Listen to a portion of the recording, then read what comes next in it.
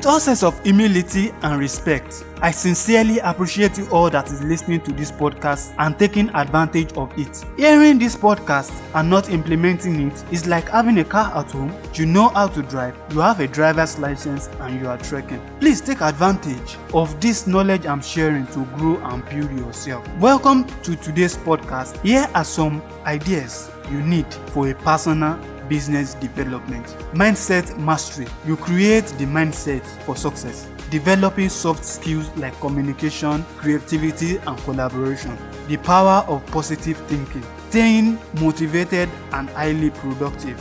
Building a personal brand. Identifying the unique value proposition. Goal settings and planning. Mapping out your path to success. The art of networking, building relationships and making connections, time management techniques, maximizing your productivity and efficiency, overcoming obstacles, resilience and grit in the face of adversity, financial planning and budgeting, building wealth and reducing debt, leading with purpose, inspirational leadership and ethical decision making. If you put all this into consideration, you are on your way to being a successful businessman or woman.